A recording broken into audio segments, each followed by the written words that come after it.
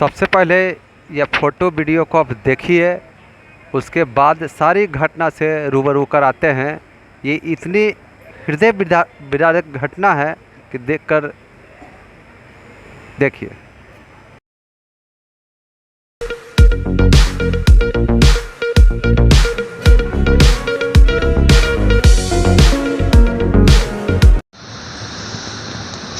नमस्कार, आप देख रहे हैं ऑल न्यूज़ नंबर 1।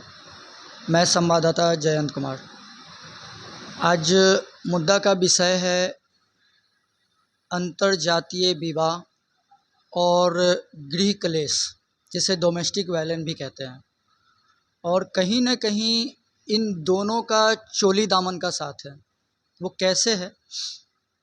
हमारे साथ जो महिला बैठी हैं, ये एक बनिया बिरादरी से हैं, तेली समाज से हैं और इनके ससुराल पक्ष यादव वर्ग से हैं।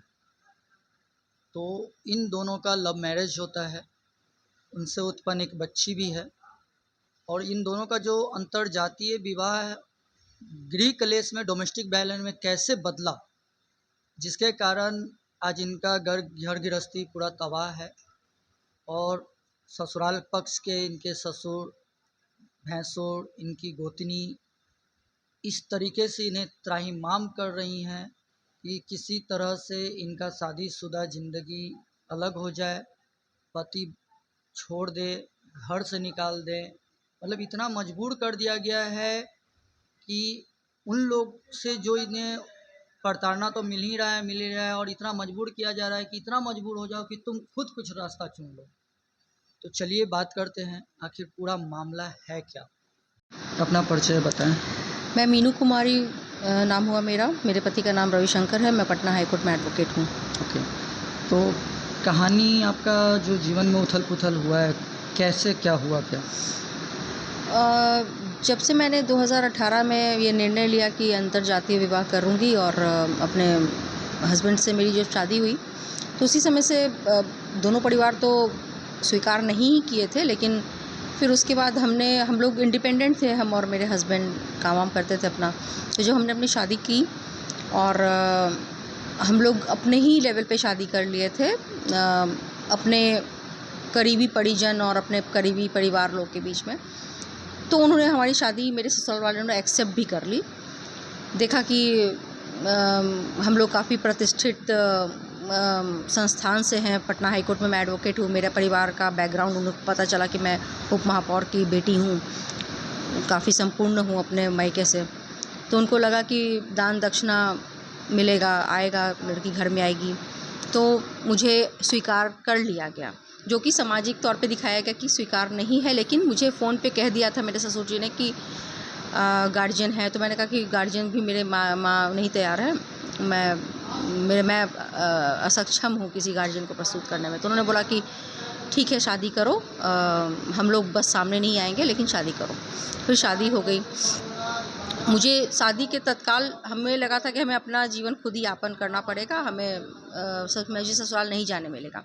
लेकिन तुरंत ही मुझे गाड़ी वाड़ी भेज करके एक मौसी हैं उनकी, मेरे हस्बैंड की, वो आई, मुझे ले गई।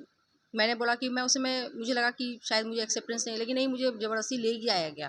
कहाँ से ले आया गया था? आपके मायका से? नहीं, शादी के मंडप से। अच्छा, जब हम लोग शादी, पहला तो एक महिला जो कि बनिया बिरादरी से, तेली समाज से है, ससुराल पक्ष यादव कुल से हैं। कहीं ना कहीं ये प्रतीत होता है, पहला तो अंतर्जातीय विवाह।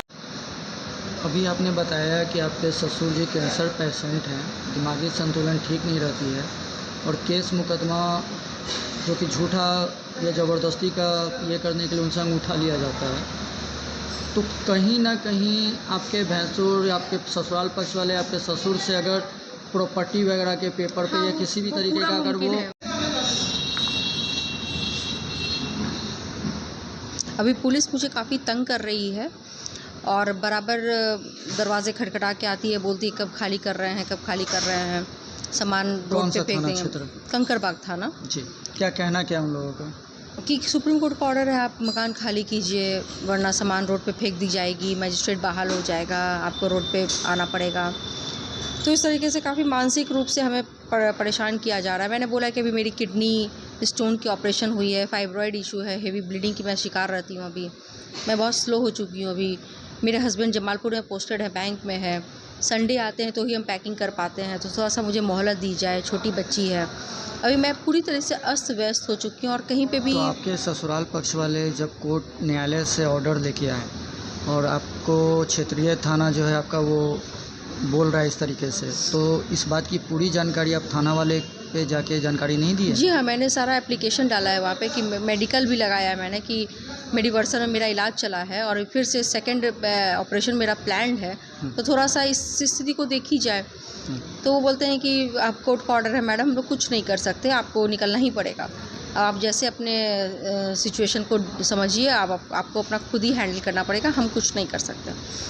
तो ये एक मानवता के हिसाब से मैंने उनको बोला, मैंने एसडीएम पटना को लिखा कि मुझे काइंडली मेरी स्थिति को समझा जाए, लेकिन कहीं पे भी कोई भी मानवता तो जैसे लगता है कि सब छूट ही गई है। तो इस तरीके से मैं काफ़ी आज की डेट में परेशान हूँ और मैं अपनी बातों को रख रही हूँ। आप जनता से, सरकार से, भारत के संविधान से क्या कहना चाहती हैं आप?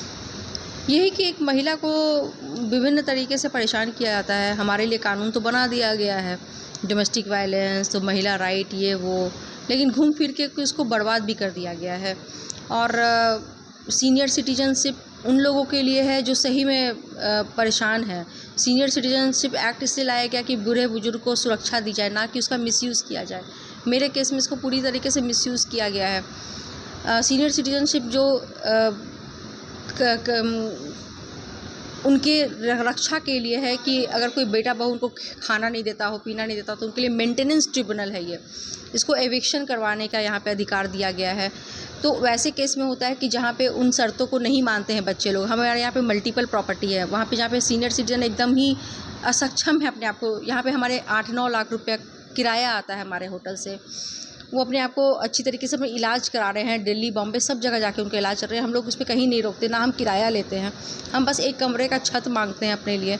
तो ये बिल्कुल मिसयूज़ किया गया है, कोर्ट को भटकाया गया है, कोर्ट के सामने बहुत तरीके की बातों को बरगलाया गया है कोर्ट को। यहाँ पे ये नहीं बताया गया कि इनके पास इतनी संपत्ति है। हमने सारी बातों को रखा था कोर्ट के सामने, लेकिन वो बहुत ही 7-8 लाख रुपए के वकील को खड़ा करके ये ऑर्डर लिया गया है। तो मैं जानती हूँ कि हमें कहाँ-कहाँ पे क्रश किया गया है। तो बहुत तरीके से कोर्ट को भटकाया गया है, बहुत सारी बातें नहीं रखी गई है। हाउसिंग बोर्ड की आप 2 प्रॉपर्टी नहीं रख सकते, और मेरे पति के नाम पे इसे ट्रांसफ़र करने के लिए 2008 में ही मेरे ससुर जी ने खुद आवेदन दिया था।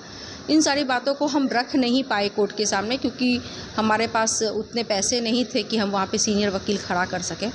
हमें पूरी तरीके से सुना भी नहीं गया, और हमारे पैसे के बल पे एक कहते हैं ना कि बस सारी व्यवस्था उनके पास थी, हमारे पास बहुत ज़्यादा व्यवस्था है नहीं, तो हम कहीं पे अपनी बात अच्छी तरीके से रख नहीं पाए। आपकी बात को ऐसा लग रहा है कि कहीं ना कहीं सीनियर सिटीजन जो एक्ट है उसका मिसयूज किया जा रहा है। बिल्कुल ही मिसयूज़ किया जा रहा है, क्योंकि सीनियर सिटीजनशिप एक्ट आया है, मैं भी उसके फेवर में हूँ। जो बूढ़े बुजुर्ग जो असक्षम हैं, जिनके बाल बच्चे उनको देख रेख नहीं करते, उनके लिए लाया गया है ये। लेकिन यहाँ पे आपको 2-2 बेटे देख रहे हैं। अगर आप हाई कोर्ट के ऑर्डर को पढ़िएगा, हाई कोर्ट के चीफ जस्टिस का जो ऑर्डर था उसमें बिल्कुल लिखा गया कि 2 बेटा इनका ख्याल रखता है, दवा पानी सब वो लोग होटल के इनकम से होता है।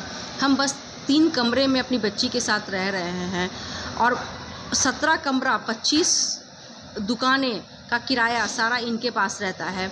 तो हम कहाँ से उनको बाधित कर रहे हैं? तो ये पूरी तरीके से कहते हैं ना कि वो बहुत ही अच्छी तरीके से उनका देखभाल हो रहा है, इलाज चल रहा है, हम लोग उस दायरे में नहीं आते। ये सीनियर सिटीजन एक्ट का मिसयूज़ करके हमारे प्रति एक ऑर्डर लाया गया है, पैसे के बल पे सीनियर खड़ा किया गया है, जहाँ पे हमारे पास तो पैसे नहीं हैं सीनियर खड़ा करने के, और हमें दबाया गया है।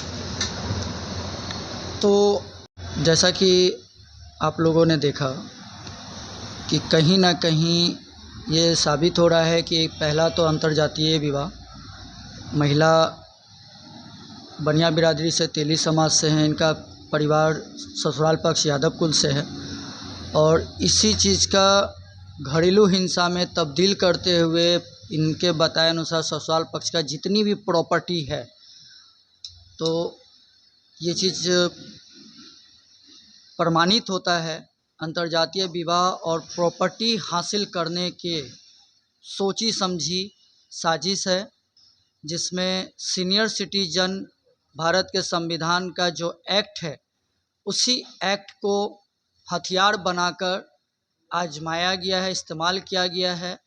क्योंकि ये महिला पेशा से वकील हैं, तो कहीं न कहीं कानून को कानून के हिसाब से लेके चला गया है और इन्हें पूरी तरह से बर्बाद करने का पूरा सोचा समझा षड्यंत्र है।